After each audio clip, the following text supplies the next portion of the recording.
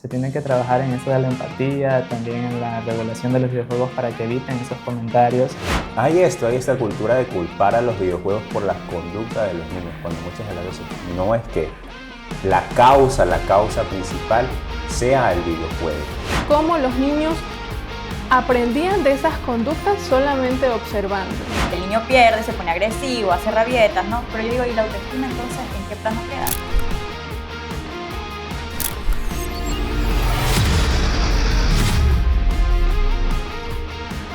Hola chicos, chicas, chiques, sean bienvenidos a un nuevo episodio más de ¡Fuera de Consulta! En esta ocasión nos encontramos con unos invitados muy especiales, son antiguos estudiantes de la carrera de Psicología Clínica, ya están egresados. Estamos aquí con Cristian Isves y Lisbeth Garófalo. El tema de hoy en este episodio, de este capítulo, el capítulo número 6, es ¿cómo los videojuegos violentos pueden afectar en la agresividad y la autoestima de los preadolescentes? Para ello, aquí mi compañera Karina tiene una pregunta bastante importante y que debemos hacerla para poder comprender este tema. Bien, antes de que iniciemos con esos tales, me gustaría que por favor nuestros invitados especiales del día de hoy puedan presentarse precisamente. Así que chicos, tómense el tiempo, es su espacio. Bueno, mi nombre es Lisbeth Garófalo, somos estudiantes ya egresados y graduados, junto también con mi compañero Cristian Isves, ambos somos licenciados en Psicología Clínica y precisamente agradecemos también la invitación, ¿no?, de estar aquí tratando un tema que para nosotros nos resultó interesante. Gracias chicos por, bueno, es para nosotros un honor tenerlos aquí como invitados, ¿no? Y algo sí que antes de adentrarnos al tema, me gustaría que compartamos con la comunidad cuál es esta etapa de la preadolescencia, que en muchas ocasiones puede llegar a confundirse. ¿Qué etapa o qué edad comprende la preadolescencia? Sí, primeramente la etapa de la preadolescencia abarca de los 9 a 13 años de edad. Sí, hay que tener también en cuenta que es una etapa muy sensible para el niño, ¿sí? Porque aquí es donde van ocurriendo múltiples transiciones a nivel conductual, físico, emocional, lo cual es un punto sumamente clave en este tema. Y algo relevante también es que esta fase se caracteriza por tener una particular vulnerabilidad. O sea, no solamente por ese desarrollo emocional aún no totalmente desarrollado o por esa necesidad constante de tener la atención y aprobación de su entorno, sino también por las limitaciones en el manejo de las emociones. Entonces hay que tener en cuenta que es una etapa en donde el preadolescente aún está en construcción acerca de su identidad. Ok, se podría decir entonces que están buscando esta identidad o sentido de pertenencia, podría ser, ¿no? Sí. Tal vez, ¿cómo es que los adolescentes buscan a través de, preadolescentes, perdón, buscan a través de estos videojuegos el hecho de sentirse parte de algo? ¿Cómo es que llegan a...? Precisamente lo que tú dijiste, sentirse parte de algo. Los preadolescentes que se están pasando por una fase de transición a la adolescencia buscan el sentirse pertenecientes a algo, y por lo general cuando los preadolescentes no tienen este apoyo o esta pertenencia dentro del hogar, lo buscan en otros lados. Y uno de estos lados, que bueno, en la actualidad sabrán que los videojuegos forman parte de la tecnología y es muy común actualmente. De hecho existe una comunidad muy grande de gamers que justamente se dedican a eso. Entonces ellos justamente se acogen a esto, ya sea con sus amiguitos virtuales o simplemente jugando solos, pero este es su lugar de refugio. Ok, sí bien. Pero me llama bastante la atención esto que ustedes mencionan, de que hay un sentido de pertenencia, ¿verdad? Que están buscando, como que están pasando por este proceso. Y también estamos topando un tema bastante controversial, porque podríamos nosotros decir, ¿saben qué? No hay que dejarle a los niños que jueguen videojuegos porque se ponen agresivos, pero hay que entender también que esta etapa se caracteriza también por la rebeldía. Entonces, ¿cómo podríamos nosotros identificar o como que diferenciar que realmente son los videojuegos los que implican que un niño sea agresivo y que más bien no lo estemos confundiendo con una característica a la adolescencia, ¿verdad? Sí, bueno, es que, como ya mencioné, es una fase muy inestable, ¿sí? Entonces yo creo que al momento que el niño se expone a jugar videojuegos, sí o sí puede llegar a tener ciertas repercusiones, ciertas consecuencias, peormente cuando el niño aún no tiene desarrollada su personalidad o su identidad. Y algo muy importante aquí es no tienen las herramientas sólidas para poder ellos autorregularse emocionalmente. Entonces, no podríamos decir que sí es por rebeldía, o sea, que su personalidad es así, o es por los videojuegos que es impulsivo, porque claro, aún su personalidad se está construyendo. No podemos decir no es una verdad absoluta que el niño es rebelde, ¿sí? Porque aún tiene que pasar por ciertas fases. En psicología nosotros sabemos que la personalidad se desarrolla hasta los 18 años de edad, entonces hay que tener muy en cuenta eso también. Y también yo considero que depende de más factores, sí. No solamente el factor personal del adolescente, porque hay que tomar en cuenta que ellos están acogidos bajo una responsabilidad que en este caso son los padres. Depende del factor familiar, el educativo, en la escuela también donde se desarrolla y pasa la mayor parte del tiempo, y múltiples factores más que de alguna forma intervienen en la personalidad del adolescente y del preadolescente. Entonces, no consideramos que sea influyente de por sí el videojuego, ¿ya? O que el videojuego cause, en este caso, que el adolescente sea de tal forma, sino que es una dimensión donde el preadolescente acoge a la falta de apoyo, de sostén de parte ya sea de la familia o de los recursos que tenga para sí mismo. ¿Ya? Entonces es una relación, es algo que va relacionado. Claro, es una correlación, podríamos indicarlo. Sí. Ahora, Lisbeth, tú mencionaste algo sobre las consecuencias. ¿Cuáles serían estas consecuencias? ¿Cómo podemos observar que realmente hay como que una afectación?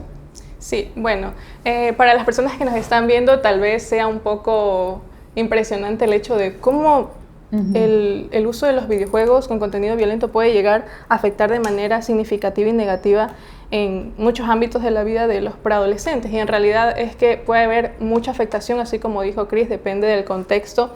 Por ejemplo, puede haber una afectación en el tema de autoestima.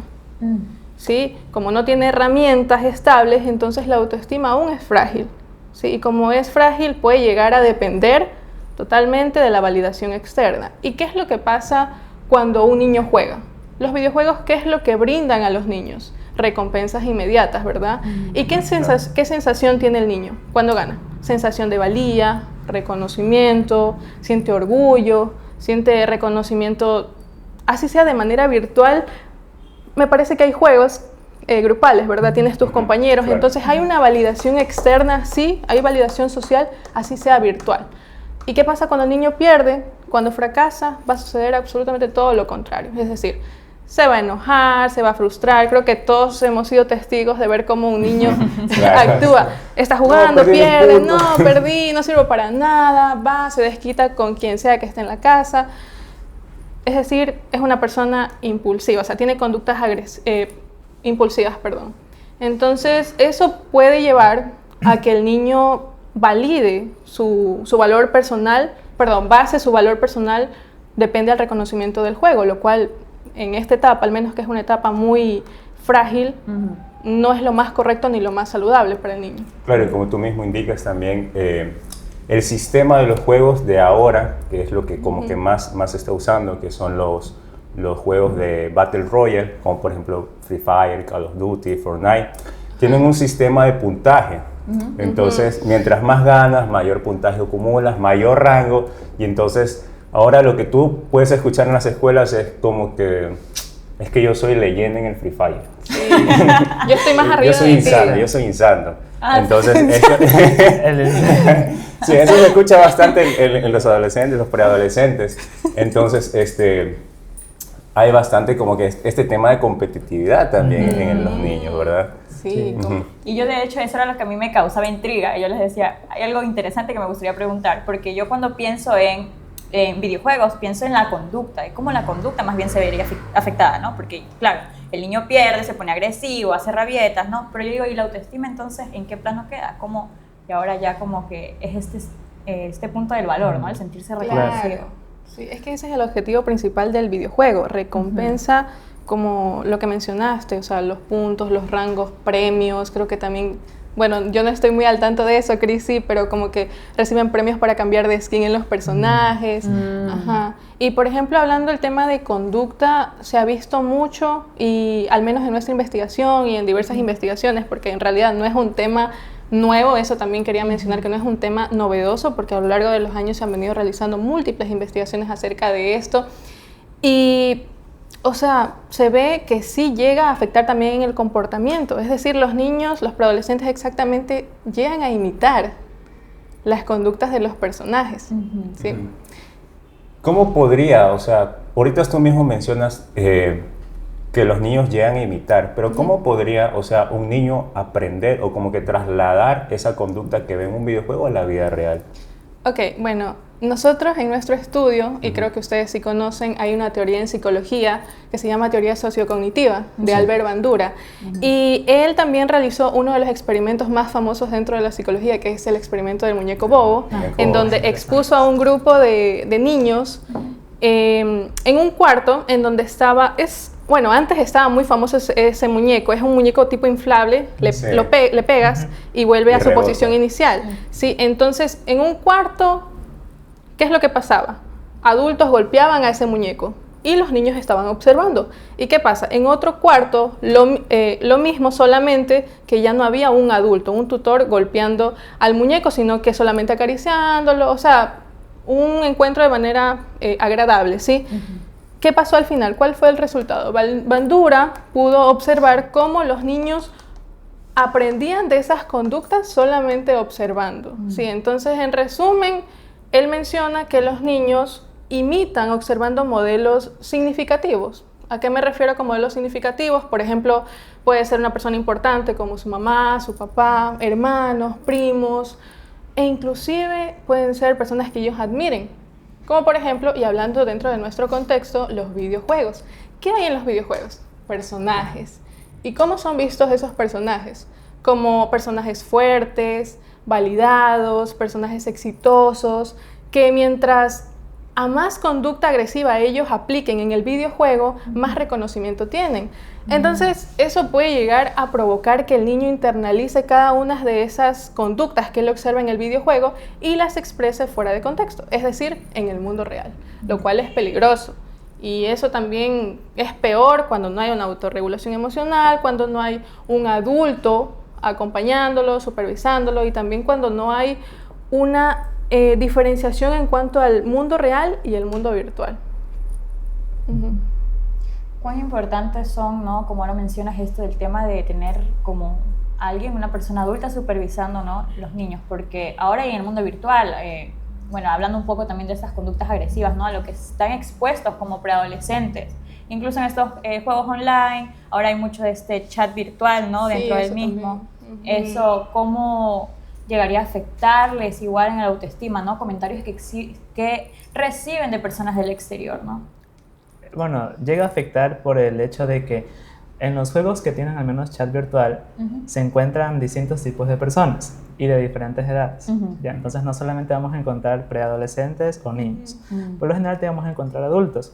Entonces esta mezcla que hay aquí de por sí ya es distorsionante, porque un preadolescente no va a reaccionar de la misma forma que un adulto.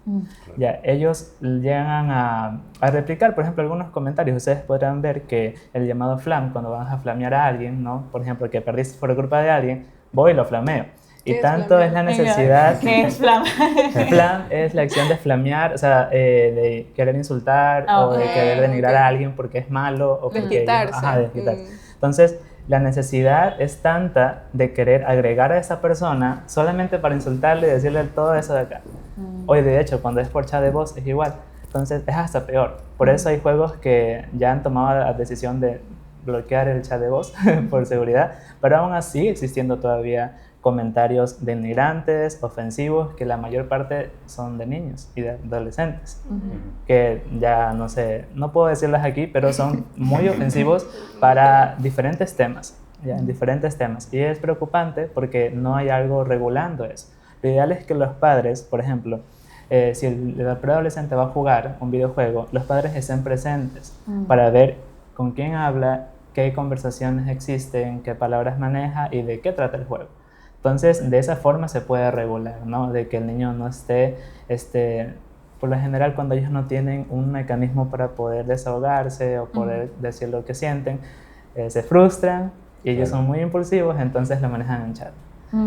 Y eso es la falta de control y ahí va incrementando. Si no se controla ese comportamiento, esa conducta, va a seguir incrementando.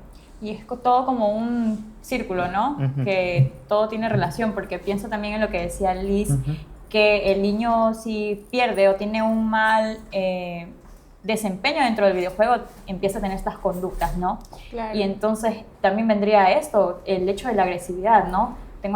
Tengo un mal desempeño, empiezo a exteriorizar, se podría decir, con las personas de fuera de mi ambiente, ¿no? Familiar, educativo, tal vez. ¿Cómo podrían los padres, en este caso, aparte del acompañamiento, tal vez, qué recomendaciones darían?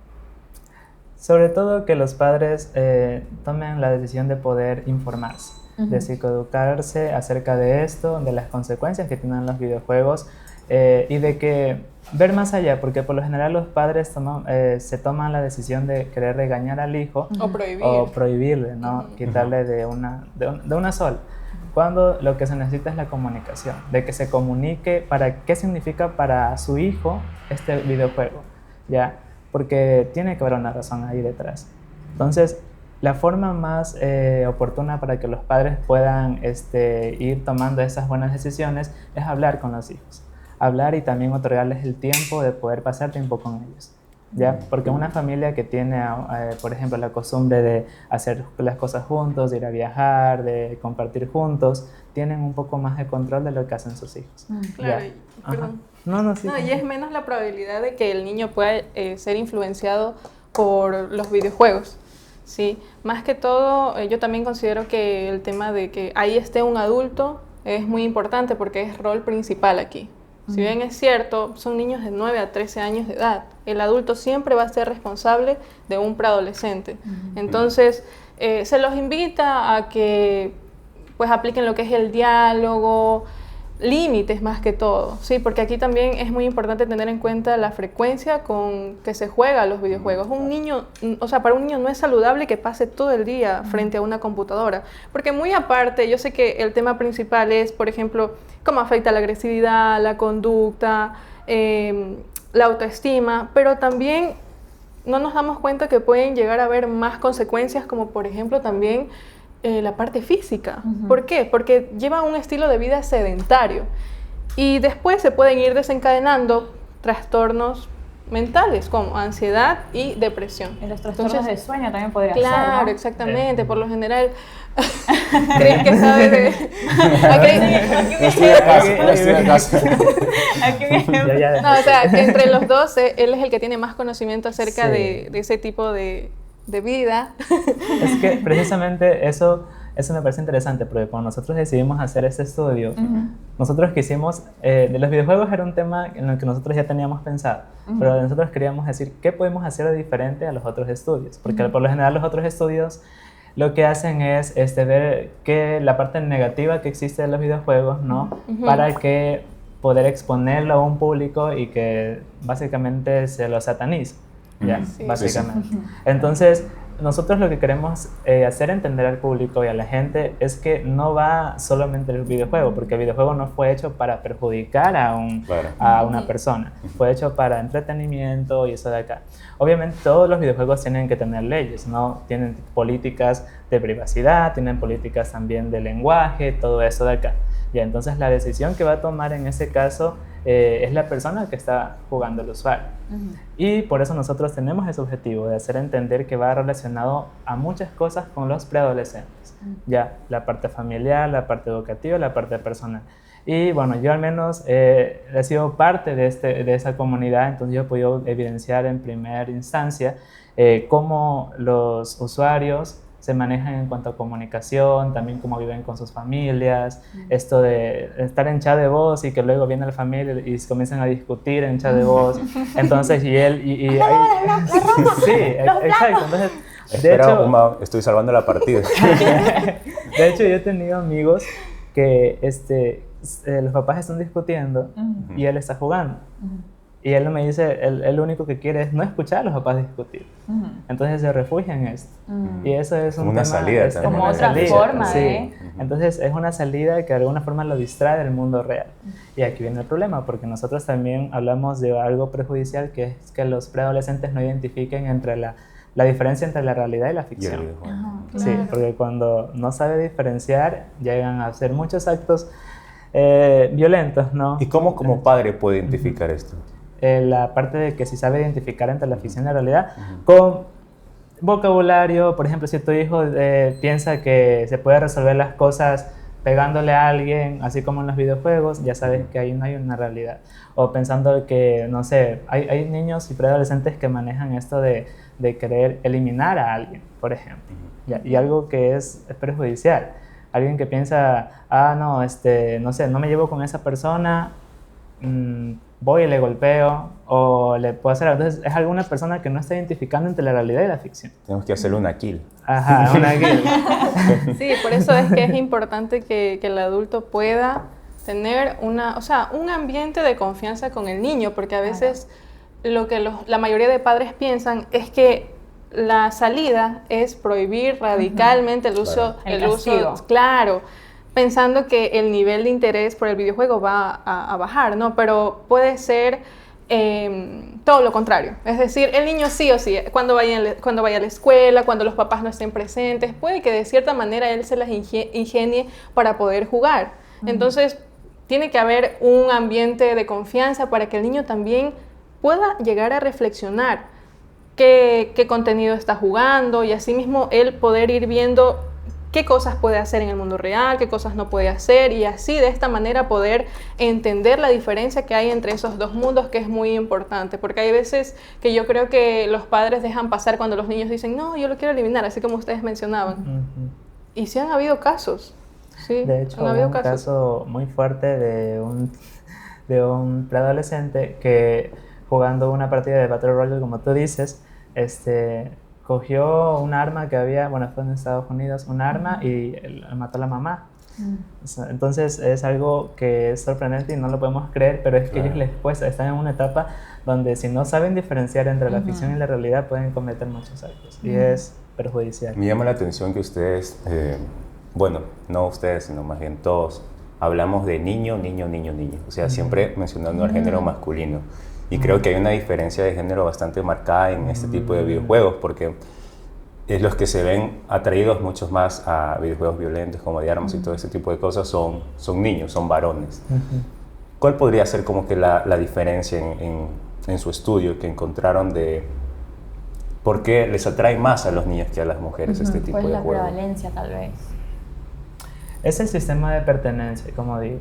Ya por lo general, como ustedes dicen, los mayores usuarios son hombres, entonces ellos se sienten un sentido de pertenencia. Aunque sí existen mujeres que juegan los videojuegos, pero no se sienten pertenecientes por el hecho de que todavía existe mucho machismo en los videojuegos. Ya existe todavía esto de que, eres mujer, anda a la cocina. O eres mujer, anda a lavar. O ya se enteran que es mujer, entonces ya es víctima de acoso durante toda la partida. Ya perdí la partida. Hay mujeres que de hecho prefieren ocultar su género para poder jugar tranquilamente y eso es lógico. O sea, entonces, pero es algo que viene aparte de una cultura que ya se maneja lamentablemente entre los jugadores, que es la mayor parte juegan con ese humor que bueno, es perjudicial para la comunidad femenina, pero eso es lo que queremos también visualizar, ¿no? De que se forman como estas comunidades negativas, pero se tiene que trabajar en eso de la empatía, también en la regulación de los videojuegos para que eviten esos comentarios y de que, bueno, eso básicamente. Pienso yo también que sería fundamental, ¿no? Como ustedes dicen, hacer visible, ¿no? Y ahora que estos chicos están como en esta etapa y su círculo social son como niños de su misma edad, ¿no? Cuán importante serían que incluso en las instituciones educativas podrían o puedan brindar esta información, ¿no? A estos preadolescentes. Otra cosa que me llamó la atención es el hecho que comentaron que estos videojuegos tienen estas políticas de privacidad, ¿no? Y en muchas de las ocasiones estos juegos dicen que están restringidos para estas edades, ¿no? Que son los preadolescentes. Si no tienes de 13 años o más, no puedes utilizarlo, ¿no? Eso también me hace mucho sentido ahora. Y claro, como ustedes mencionan, y que uno como desconoce el tema, ¿no? Piensa y de una llega a satanizar el hecho del videojuego, ¿no? Videojuego violento, se imagina uno de ley vas a obtener esta conducta, ¿no? Pero en realidad lo que ustedes mencionan y me hace sentido, que en realidad el videojuego no es que busca que te hagas violento, ¿no? Es que es entretenimiento, para esto lo crean. Entonces eso me hace mucha...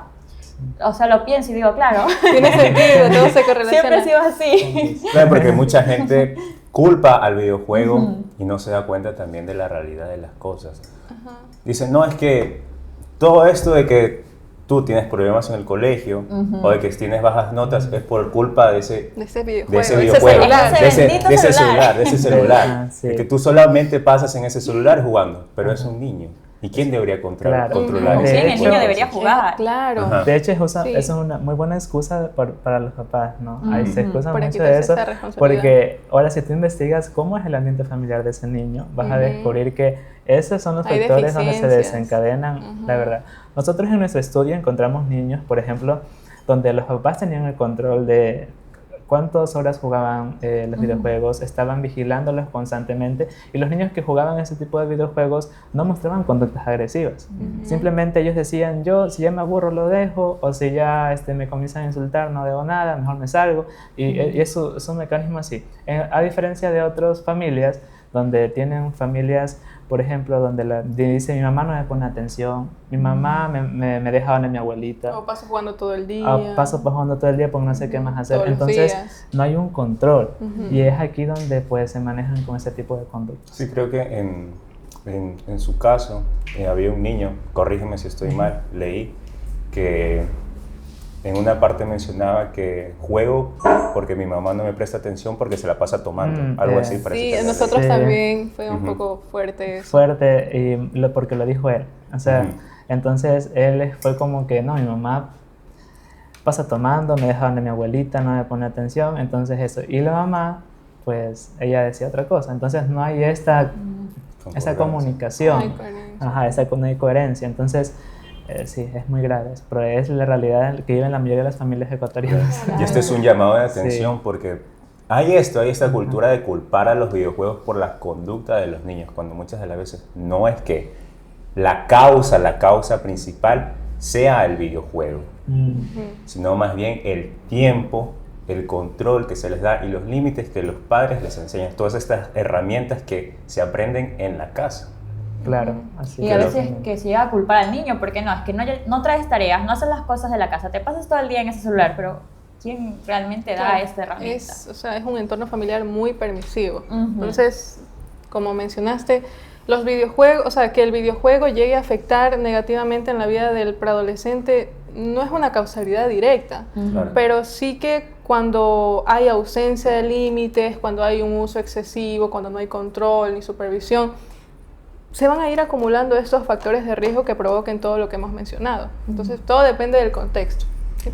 Y mencionaste también un poco, y creo que no nos adentramos, son estos problemas físicos que pueden llegar a ocurrir dentro del preadolescente, ¿no? Claro.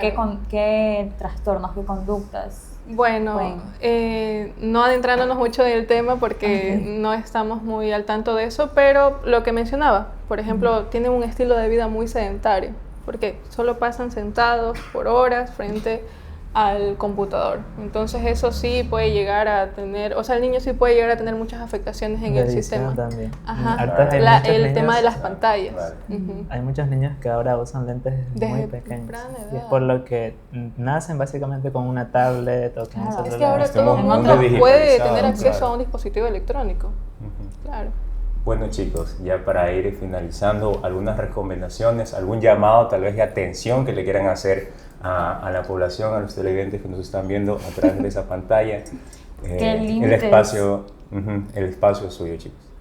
Bueno, yo lo que les podría recomendar es que no todos nacemos tampoco sabiendo qué hacer con nuestros hijos, ¿no? Y eso es completamente recomendable, pero yo sí les aconsejo, sí les recomiendo más bien de que busquen información, busquen ayuda profesional, qué puedo hacer con mis hijos, cómo puedo manejar este comportamiento, qué puedo hacer en esos casos. Ya aquí hay mucha información en internet, en YouTube, ChatGPT. en redes sociales, en todo. Ahorita la inteligencia artificial está presente, entonces no hay excusa para poder decir que no podemos investigar lo que está pasando con los preadolescentes. Entonces yo les invito a eso, de que se maneje mejor la comunicación, haya mejor comunicación con nuestros hijos y de que sigamos avanzando, que esta población es muy vulnerable a cualquier tipo de conducta. Entonces, aquí mi compañera tal vez tenga algo que decir.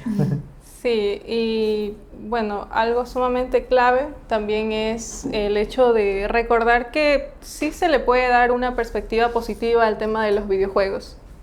Socialización, conocemos personas, aprendizaje, porque como dije, yo no estoy tan al tanto de los videojuegos, pero creo que sí hay un contenido en donde uno tiene que resolver ciertos acertijos, juegos mentales, resolver casos. Entonces siento que el niño puede ver al hecho de los videojuegos como un espacio de diversión, que si se le complementa con un estilo de vida saludable, con un tipo de familia que esté para él, que también complemente eso con experiencias que sí o sí tiene que ir pasando en su edad, que es la preadolescencia. Entonces puede llegar a tener una buena relación con este tipo de videojuegos. Sí, y también que la autoestima del niño no dependa totalmente del rendimiento del juego. Eso es lo clave también.